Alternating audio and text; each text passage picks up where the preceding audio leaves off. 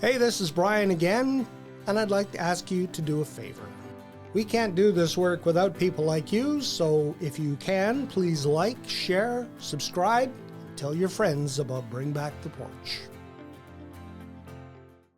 2 years in a row, they've increased the education portion of property taxes 16%. So that's going to be $200 or $300 on everybody in Medicine Hat's tax bill again this year after the province took more last year, before the city charges the extra that they charge. And I'd say, darn it, Danielle, the teachers were crying for more support in the classroom, more aides. Instead, you threw money at the problem, which now we're going to pay for it. So you've cost us billions and not solved the problem. This episode of Bring Back the Porch, brought to you by Bernie Leahy, River Street Realty. Let's get you home.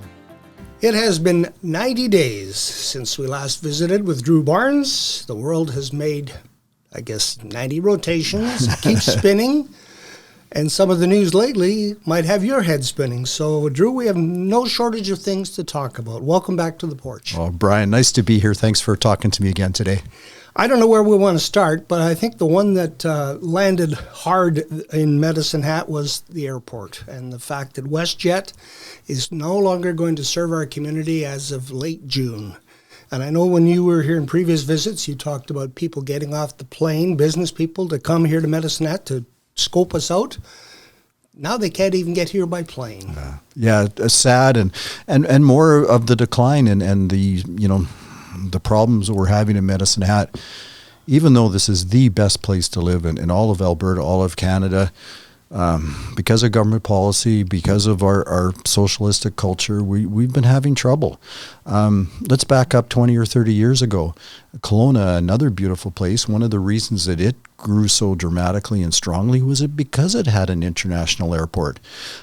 So I would say this, in every bit of bad news, there's lots of opportunity. There's lots of opportunity for people to provide a service, do quality, and make some money.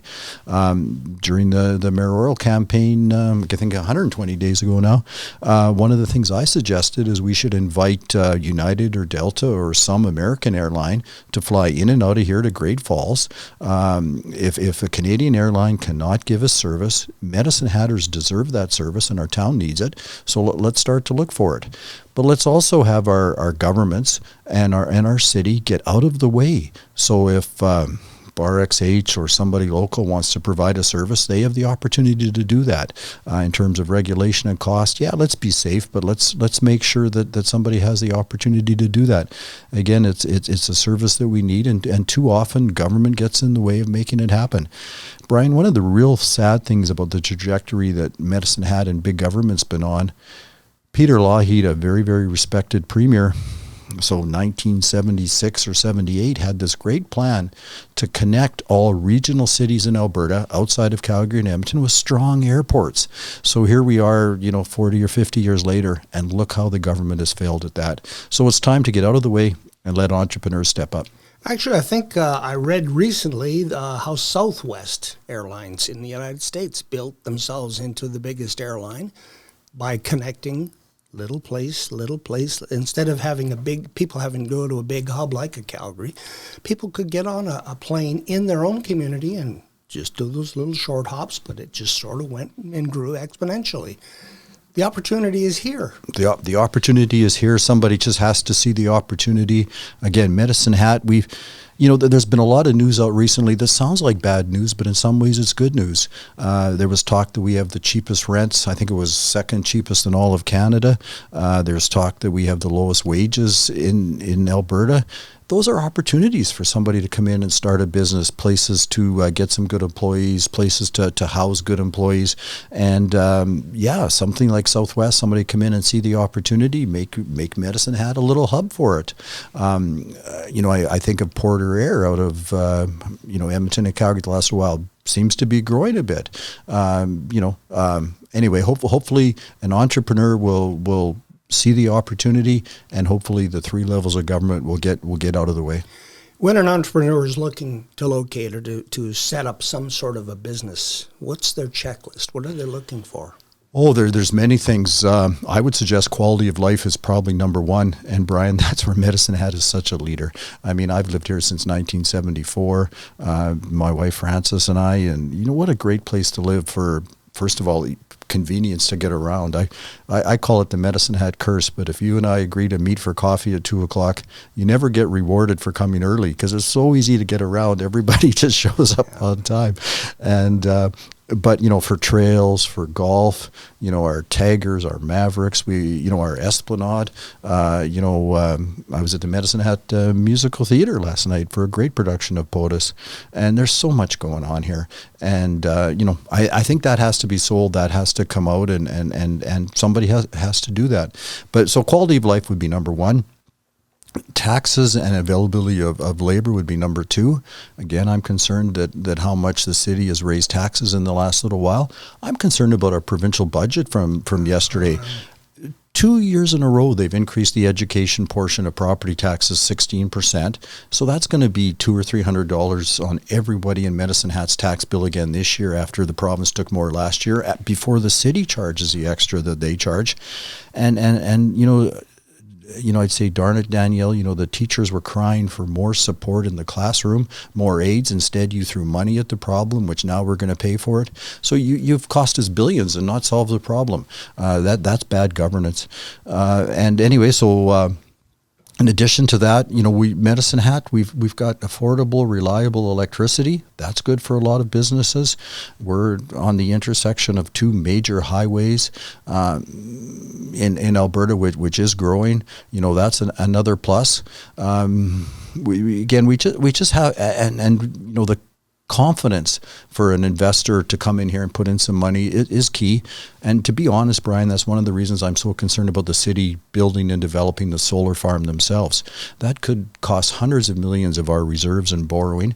I'm not against the solar farm in general, but let somebody with big, deep pockets do that, not me and you and other homeowners. You touched on just about everything I have. I've been reading on my list here. Well, I can look at it. I can see it. Yeah. I was thinking of you when I was reading about the provincial budget and the $9.6 billion deficit, and I had visions of your heart going. You visioned right. Starting to read, because you have been the champion of fiscal responsibility since I think the first time you ran for public office. Yeah, thank you for that. And it's important. If government is smaller, families and individuals are bigger, and that's what we have to be. And to be honest, Brian, I'm embarrassed. I stood beside Danielle Smith 2012 to 2014, where she hammered on fiscal responsibility, criticized the progressive conservative government at that time for going, I think it was $53 billion in debt. And then along comes Jason Kenney and the Rachel Notley and the NDP government. How often I heard him say, "Oh, you're putting Albertans $100 billion in debt. Shame on you," on and on. Now we have Danielle Smith putting us $130 billion in debt.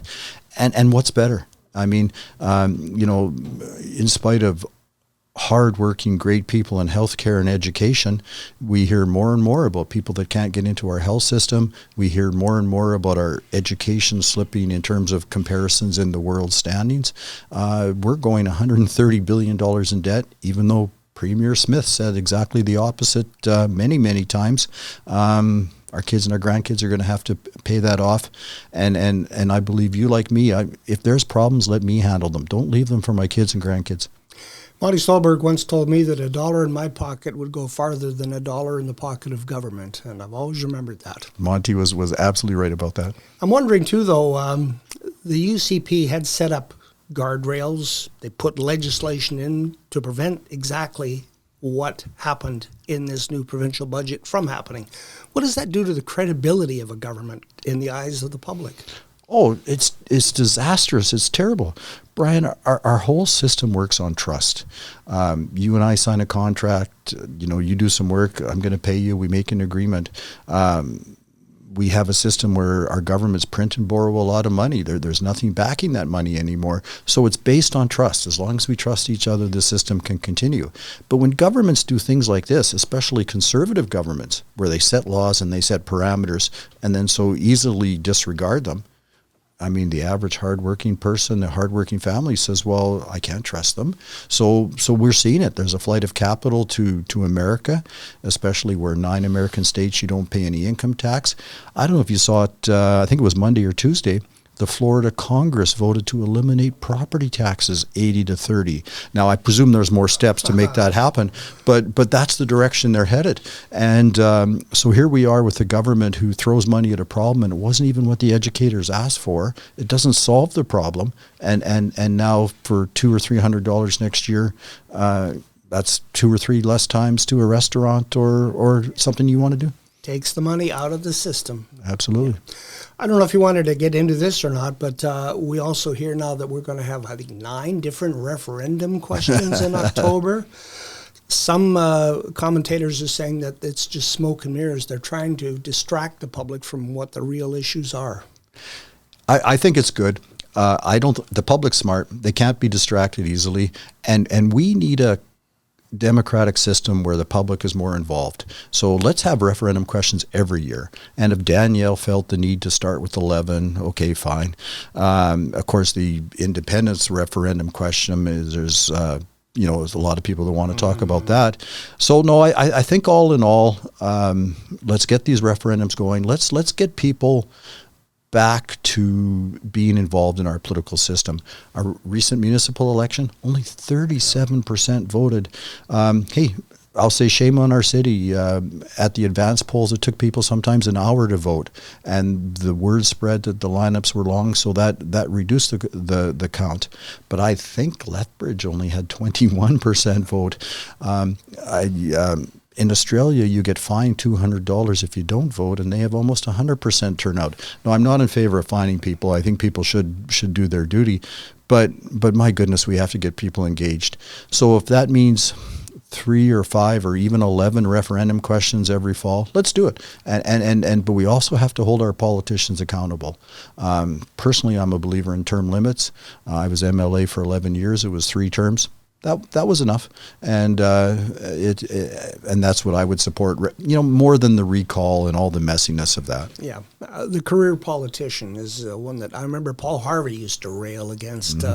He used to say that the next election begins the morning after the last one ended. He's absolutely right, and how sad is that? And so instead, let's get people that get in and get out and get things done. Let's look at the power that lobbyists have as well. We have to minimize that, and let's return the system to the people. And to me, that starts with smaller government, lower taxes, and the referendums can be part of that. One of the things that made the headlines in recent weeks, too, was the little community of Olds getting a data center that is going to, I don't know how many hundreds of jobs that it's, or 1,000, I think they talked about. But the other part that got me was people in Olds saying, we don't want this. They're afraid. So was the city of Medicinet going, over here. We've got what you need over here. And did I see right? One of the people now working for the city of Olds used to work in Medicine Hat. Oh. So I wonder if there's some connection and possibility there. But I understand that this data center is going to use as much electricity as the whole city of Edmonton. A lot of data centers are just code word for cryptocurrency mining. So how much of that do we pay for? America's got a system that they're talking about where the crypto miners pay for their own electricity, and so they should. And of course we have had Haiti here that on the stock market has been very successful and just provide, I think, 40 jobs in Medicine Hat now. I believe that's the number. So there's some things that need to be worked out and need to happen. But again, I think Medicine Hat's one of our keys, other than the quality of life and the people here, is our reliable electricity. We can go to the province and maybe get more electricity generation capacity and use that to attract some business. Maybe let's look at some business, though, that provides jobs. Did you watch the debate when the council approved unanimously to move forward with the first phase of the Sama Solar project? I watched parts of it, yes. And? It's a mistake. They're taking, I think it was $65 million out of our reserves, money that instead reduce our taxes today and in the future at a time our economy is not great. I believe they were borrowing $65 million, even through the province at a lower interest rate. We're still going to pay 3.5 on that. Everywhere you read about, one of two things is happening with solar farms: huge cost overruns, and then they're not efficient and they're being shut down. So I think it was simple. Now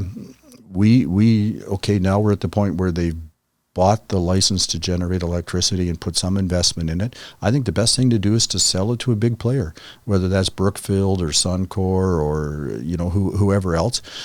Sure, we're a major electric generator, and we do have to pay carbon tax to the feds because of that. But we could have got electricity agreements with whoever owns the solar or other renewables. There was other ways to do this that would have kept our flexibility and kept our money in the bank. When I was watching that debate, what struck me was how we had conversions among some of the councillors who were not in favor of the project in the campaign, and now unanimously in favor of it. So to me, there's something underneath there that we have not yet heard. Mm-hmm. Yeah, I would agree. The talk was there's one buyer who might buy all the electricity it produces. Again, I don't know what difference that would have made if a big private company would have had it instead. That could have still happened. Medicine Hat would have had the license to charge like at the MCAF fee to make things happen and get some reward on it. But again, it's one of the reasons that people are not trusting our political system anymore when those things happen, and especially when there wasn't enough information around as to why these people changed their mind. It looked like, convenience and easy decision, rather than get us the hard facts and make the right decision. And again, I'm concerned that the 130 million or so into it, half of our savings or part of our savings and the rest of the money borrowing, this thing goes way over budget and hits 6 or 7 or 800 million. What's our taxes going to be? Yeah, and speaking of taxes, you alluded to it with the Alberta budget, increasing the education property tax. We don't even know what that's going to be yet, but on top of everything else, you told me during the campaign that the number one thing you heard from people on the doorstep was that we might have to sell our house because we can't afford to pay the taxes. Yeah. Now here's another brick on top of that load. Here's another brick on top of that load, exactly. And how sad that was to hear that. People that have been here forever and want to stay here and that kind of thing. It's just another brick that the burden is growing. Especially here in Medicine Hat, where there's a lot of vacant positions, there's a lot of inefficiencies. The last council was hugely in turmoil with the mayor and what happened. And I don't know. I just think that Medicine Hat. Are we the only mid-size Alberta city that hasn't grown? When I was young here and playing hockey and baseball and had the competitive rivalries with Grand Prairie, Lethbridge, and Red Deer, we were all about the same size. Now those have all passed us. So, Brian, I'd say this: Medicine Hat's extra embracing socialism has failed us. Our embracing bigger government through past councils has failed us, and it's time to go the other way: lower taxes, streamline regulation, and give people opportunity. You've been watching, I'm sure, this council over 4 months now. What's your early observation? Well, early observation, a lot of the controversy and turmoil seems to have settled down. That gives them an opportunity at least to do something when they're working together and talking. So I hope that will continue. But I would like to see somebody sell the city. We're the best place to live. And one of the things that surprised me when I was 11 years as MLA in Edmonton is the number of people I talked to that 90% said, I've never been to Medicine Hat. And 90% of the 10% that had said, well, I drove through twice. We're such a beautiful, well-kept secret. And the elected people are the ones that need to go sell the city.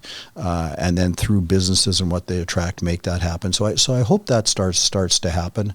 But, so that's the good. At least they're not the disruptive force that the last mayor and council were.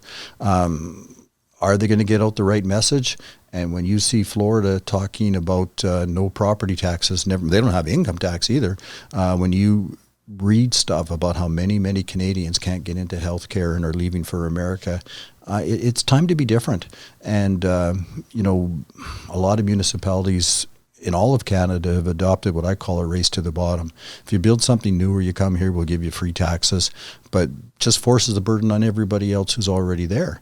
Let's try to do something different. And I would encourage the mayor and council to do that. We have had a lot of negatives in this conversation.